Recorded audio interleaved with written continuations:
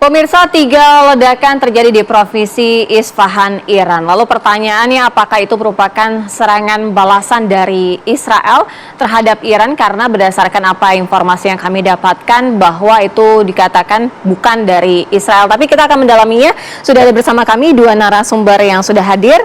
Ada Mas Anan Nurdin, pengamat Timur Tengah. Selamat pagi, Mas Anan. Selamat pagi. Assalamualaikum. Kemudian ada Pak Dr. Nasir Tamara, penulis tentang Iran. Selamat pagi, Pak Dokter. Selamat pagi, Ibu. Sehat ya? Sehat. Oke. Saya ke Mas Anan terlebih dahulu. Mas Anan, kalau melihat eskalasi yang terjadi antara Iran dengan Israel itu, apalagi ada 3 ledakan di Iran, walaupun dikatakan bahwa itu bukan merupakan serangan balasan dari Israel, tapi ada juga yang mengatakan itu serangan balasan dari Israel. Ya, yang jelas selama ini Iran itu tidak terlibat langsung perang dengan Israel, selalu melalui Hizbullah di Lebanon atau melalui Houthi yang ada di Yaman. Ini tapi setelah kejadian yang serangan terhadap konsulat mereka yang ada di Suriah yang membuat ini menarik ke Iran, akhirnya terlibat secara langsung, dan ini mungkin adalah serangan yang pertama yang langsung diluncurkan dari Iran kepada Israel, karena biasanya selalu kalau tidak dari Lebanon ya dari Suriah, dari negara terdekat. Kita tahu Lebanon dengan Suriah adalah 2 negara koalisi atau sekutu dari Iran yang sangat kuat seperti itu.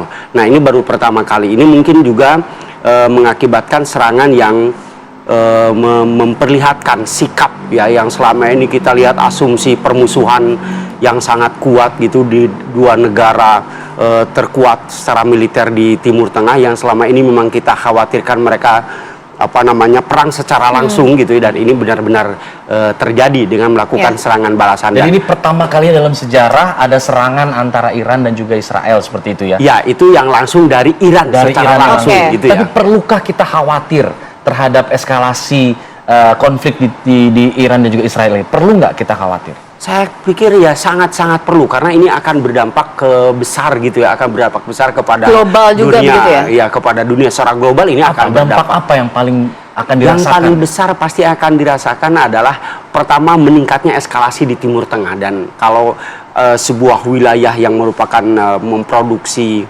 bahan bakar dunia terbesar, baik itu minyak dan juga gas, ini akan membuat dampak ekonomi secara global di seluruh dunia akan berpengaruh, terutama juga kepada negara-negara yang bergantung menggunakan gas dan bahan bakar dari Timur Tengah. Ini perlu akan sangat mengkhawatirkan seluruh dunia.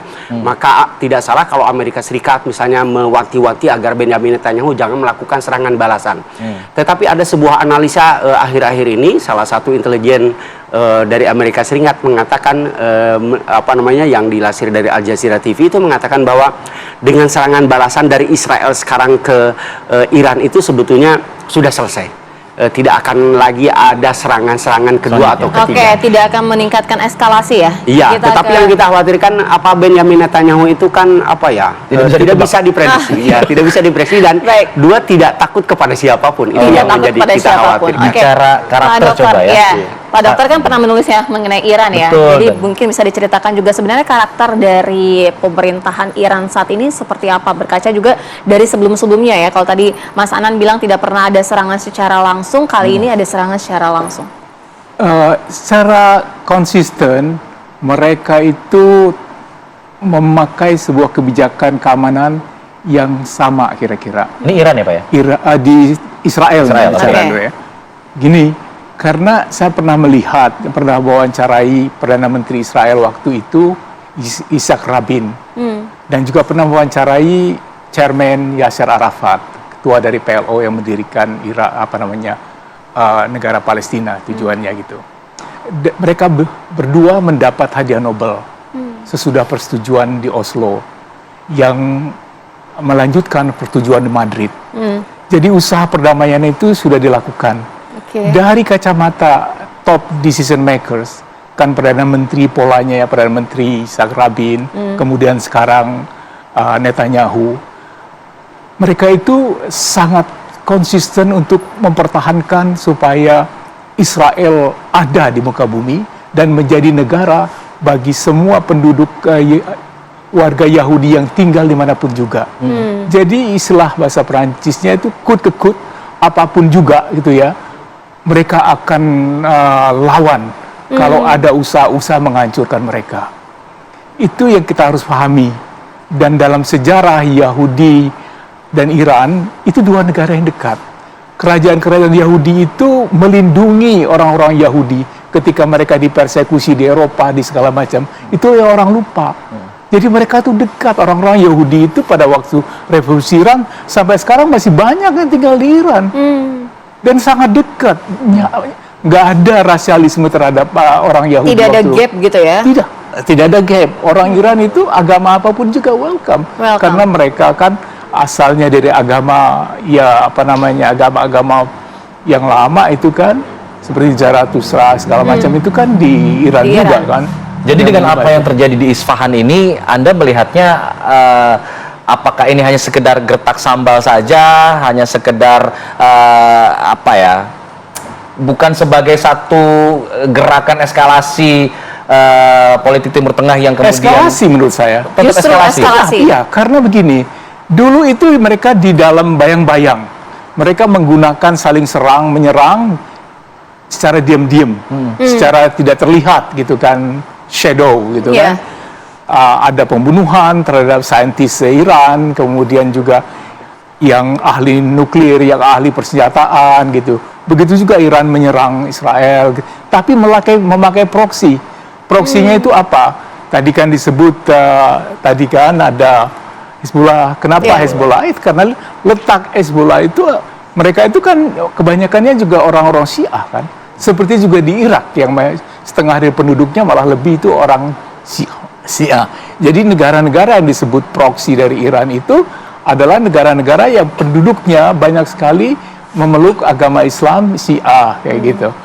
Jadi kenapa sekarang dari sembunyi-sembunyi langsung meningkatkan keterbuka, perang terbuka. Nah, ini udah lain. Kamu menyerang aku. Yang lain itu adalah bahwa di dalam charter PBB, sebuah negara anggota PBB tidak boleh menyerang negara lain kan? Israel menyerang dulu. Iya, kemudian dibalas tapi kan proksinya yang diserangnya itu kan kedutaannya yang di Damaskus. Iya. Boleh dikatakan, dan itu juga tidak ada pernyataan Israel bahwa mereka menyerang gitu kan. Tapi apa yang membuat Israel dengan secara terbuka menyerang Iran? Justru karena Iran juga telah melancarkan tanggal 14 yang lalu kan serangan yang masif gitu kan. Tetapi serangan yang masif itu bukan ditujukan untuk melumpuhkan Israel. Jadi ini serangan peringatan. Ini kita kirimkan kamu 300 drone, misail segala macam ya. Tapi kita nggak akan mematikan. Sebelum menyerang, Iran sudah ngomong sama Amerika, halo, saya akan menyerang nih. Kemudian kepada Jordania, kepada Saudi udah bilang, halo, misal saya 4 jam akan nyampe. Biasanya dalam perang itu nggak ada. Yang disebut perang itu adalah kejutan. Kemenangannya Hitler itu adalah Blitzkrieg, serang kilat, rahasia. Tapi ini kok terbuka kayak gitu kan. Itu kita akan dalami lagi nanti ya, Pak Dokter ya. Usai jeda ya, kita harus jeda dulu terlebih dahulu ya. Nanti kita dalami lagi. Usai jeda kami segera kembali. Situasi di Isfahan sesuai dengan monitoring kami berlangsung dengan normal.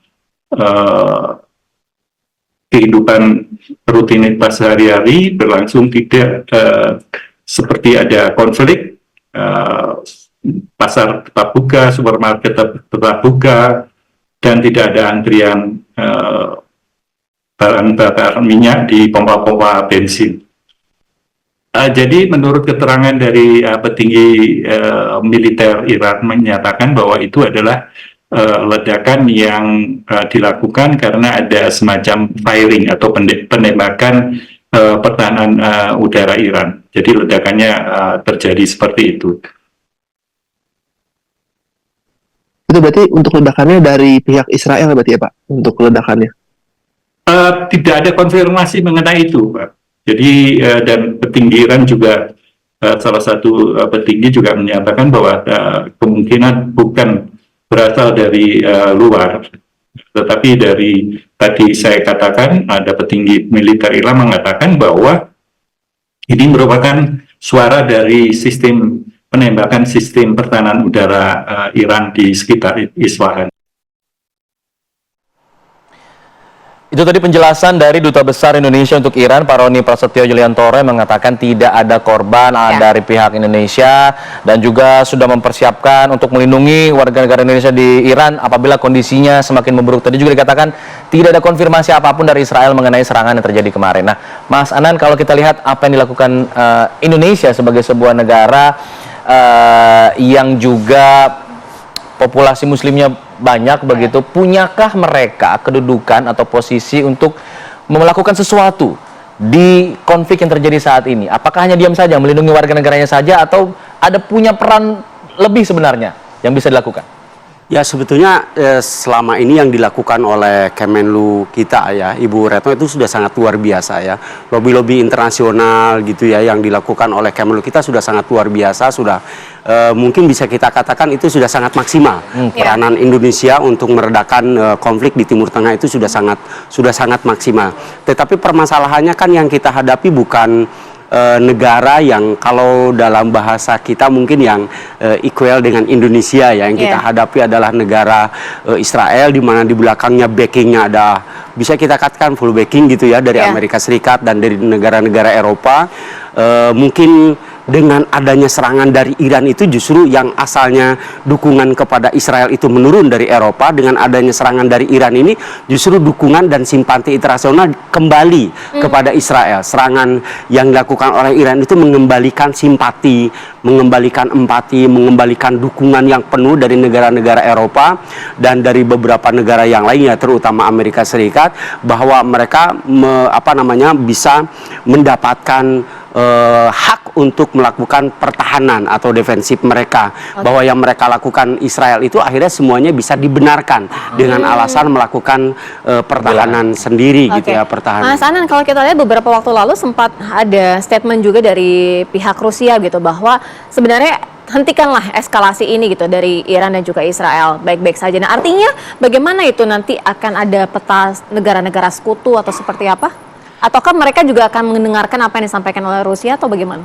Saya pikir Rusia ini tidak langsung ya memberikan dukungannya, beda dengan Amerika Serikat. Kalau misalnya sekarang Palestina melakukan lobby-lobby kepada China dan kepada Rusia, tapi dukungan mereka kan tidak berbentuk dukungan militer, beda dengan Amerika yang mengerahkan seluruh persenjataan, ya mengirimkan bahkan waktu itu sampai mengirimkan persenjataan yang dari Eropa gitu ya, cadangan persenjataan dari Eropa yang dikirimkan kepada secara terang-terangan gitu ya. Terang-terangan. Nah, sementara Rusia ini memberikan dukungan hanya dukungan politik saja, tidak berbentuk militer. Ini sehingga kekuatannya tidak seimbang antara korban di Palestina dengan yang terhadap kepada Israel. Yang harus kita garis bawahi sekarang adalah isu Israel dengan Iran ini yang jelas sudah menutup isu utama. Ini kan perang bayangan gitu ya, perang bayangan. Nah, perang utamanya itu serangan ke Gaza ini tertutup. Serangan sekarang membombardir di Nusairat, pemukiman Nusairat di Gaza Tengah dihancurkan. Salah satu jenderal di Israel mengatakan bahwa sekarang kita di Gaza Tengah sudah selesai. Artinya berarti itu sudah benar-benar sekitar 80.000 warga di Gaza Tengah itu pada hari ini akibat serangan yang sangat luar biasa itu rumah mereka hancur secara total. Nah, berita di internasional kan sekarang tidak terlihat. Gitu ya, tertutup oleh isu yang saya bilang tadi, ini seperti kita membahas bumbu lebih banyak daripada membahas makanan utamanya. Dan serangan Iran ini ke Israel juga tidak menghentikan serangan Israel ke Gaza gitu, justru semakin masif gitu ya. Mereka justru malah bersembunyi di balik isu Israel dengan Iran itu. Mereka bersembunyi di situ karena liputan atau isu internasionalnya itu lebih dalam tanda kutip kita bisa katakan membahas isu Iran Israel itu lebih seksi daripada membahas isu ke Gaza, perang yang sesungguhnya yang terjadi di Gaza. Oke, Pak Nasir, komentar mengenai hal tersebut. Ini justru menutup apa yang terjadi di Gaza. Concern utama kita kan selama ini adalah serangan Israel ke Gaza yang tidak berhenti sampai sekarang, tapi kemudian tertutup dengan adanya isu-isu seperti ini. Tapi ada sesuatu yang lebih fatal lagi, yaitu permohonan PBB supaya Palestina menjadi negara anggota PBB sepenuhnya, bukan hanya peninjau sekarang ini, gagal di veto. Ini kan muncul sesudah penyerangan Israel kemarin kan, itu kan sidang Dewan Keamanan, semuanya itu hampir ada yang abstain, 2 Inggris abstain, kemudian semua negara NATO lain, Perancis itu pro Palestina gitu. Cuma Amerika yang memvetonya. Dan apa boleh buat karena 5 anggota tetap Dewan Keamanan itu mempunyai hak veto. Dan kita lihat bahwa ini sebuah kegagalan diplomasi. Jadi konflik antara Iran dan Israel itu awalnya adalah membela Palestina. Iya. Itu jangan lupa loh kita isu ini. Iya. Dan ini isu perang ini membawa kecelakaan. Artinya dalam diplomasinya gagal menggolkan Palestina. Sementara itu diplomasi sekarang berlangsung untuk meredam supaya konflik antara Israel dan Iran itu turun. Apalagi sesudah kedua negara itu menunjukkan mereka siap perang dengan saling menyerang satu sama lain. Itu sudah satu tingkat dari lampu merah tuh di dalam hubungan internasional, dalam konflik-konflik bersenjata. Siapa yang bisa memperbaiki kegagalan tadi, Pak? Ini kan kegagalan diplomasi yang dikatakan. Negara-negara lainnya. Siapa yang punya wewenang atau bisa untuk mengubah kegagalan tersebut menjadi kita alihkan lagi ke arahnya adalah ke Palestina dan juga Israel. Nah, dalam hal ini ya harus ada negara-negara yang pro-Palestina itu ya Liga Arab mestinya kan. Tapi Liga Arab belum bersuara dalam konflik ini kan. Apa yang membuat mereka belum bersuara? Itu dia misterinya. Mengapa mereka tidak bicara gitu kan? Iya. Mengapa malah seakan-akan Saudi Arabia dan Jordania, 2 orang anggota dari 2 negara anggota Liga Arab itu meruntuhkan drone-drone-nya Iran kayak gitu kan? Pesan apa yang mau disampaikan kepada itu? Jadi artinya pesan itu ditangkap juga bahwa nggak semuanya itu di belakang membela Palestina membela begitu. Palestina. Seakan-akan pesan Tidak itu solid ya nih, berarti belum tentu negara. benar ya, tapi seakan-akan ini pesan komunikasi politik ke dunia internasional. Sehingga tadi disebutkan bahwa ini ya semacam drawback ya gitu ya. Masalah Gaza gitu, serangan-serangannya tertutup gitu. Dan lebih parah lagi bahwa permohonan itu ditolak gitu. Yeah. Kalau Palestina diterima sebagai negara berdaulat, anggota PBB, petanya itu berubah. Karena dia akan dilindungi oleh semuanya, hak-haknya. Ini kan enggak gitu kan. Iya. Tapi Pak Nasir, bagaimana bisa gitu negara-negara Arab melihat itu kan sudah terjadi genosida gitu. Seluruh dunia juga mengetahui itu. Apa yang membuat mereka tertahan begitu? Masalahnya kan ini kita ini masih dalam situasi terjadinya 3C, konflik, war ya, Ukraina melawan Rusia. Iya. Itu juga yang belum berhenti-henti juga. Kemudian juga kita masih ada masalah lingkungan hidup, badai-badai segala macam. Ini kan juga masalah kerusakan alam. Oke. Yang ketiga masalah COVID ya tadinya ya, yang belum selesai juga ini suatu dampaknya masih terasa secara ekonomi kan. Kalau ada perang satu lagi gitu ya, perang ini antara 2 negara yang masing-masing memiliki nuklir lah. Kan Iran nggak pernah declare dia udah punya senjata nuklir. Tapi kan masa dideklarkan kan? Israel juga nggak pernah mendeklar dia punya senjata nuklir kan gitu kan? Nggak mau terbuka gitu ya. Tapi kan mereka bekerja keras gitu. Berbahayanya kalau 2 negara yang middle country gitu ya, size-nya gitu, dengan peperangan itu bisa juga memicu yang lain ikut campur di dalam peperangan dan bukan lagi menggunakan senjata-senjata konvensional, tetapi senjata-senjata yang disebut weapons of mass destruction, senjata-senjata pembunuh massal berupa nuklir atau perang kimia. Saya sudah melihat tuh waktu perang antara Iran dan Irak yang 8 tahun gitu ya.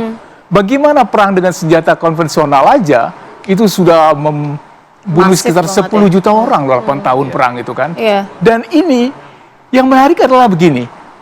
Kita paham kalau misalnya Suriah itu berbatasan dengan Israel.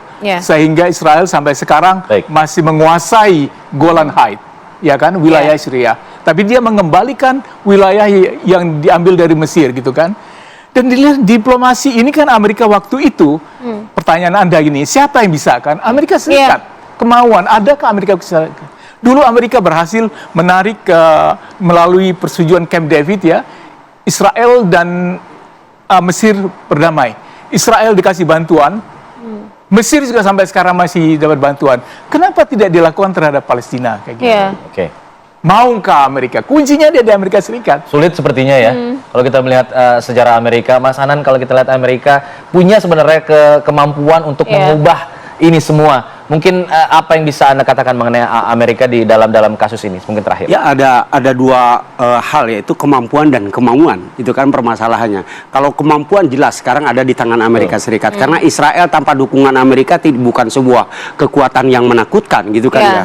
Masalahnya kemauan itu. Kemauannya apakah Amerika mau atau tidak? Ini yang menjadi apa yang bisa bikin Amerika mau apa? Yang ya saya kira lobby-lobby tingkat tinggi dari negara-negara di Timur Tengah, terutama Arab Saudi, misalnya seperti Raja Faisal yang menggunakan lobby minyak, artinya Amerika Serikat Arab Saudi ini harus speak up ya, membela Palestina. Betul, gitu, tadi Liga Arab harus bangun, karena bagaimanapun sumber daya alam di Timur Tengah itu bisa menjadi bargaining position gitu ya, daya tawar yang sangat kuat untuk ke Amerika Serikat gitu kan ya. Kalau mau itu pasti bisa. Oke. Terima kasih Pak Anan Nurdin, terima kasih Pak Nasir Tamara sudah bergabung di Apa Kabar Indonesia Pagi. Kita harapkan situasi di Timur Tengah mereda, apalagi apa yang terjadi di Palestina bisa kembali membaik lah ya. Iya, dari segera dihentikan itu ya, genosida itu ya. Amin. Baik. Terima kasih semuanya. Assalamualaikum warahmatullahi wabarakatuh. Waalaikumsalam warahmatullahi wabarakatuh.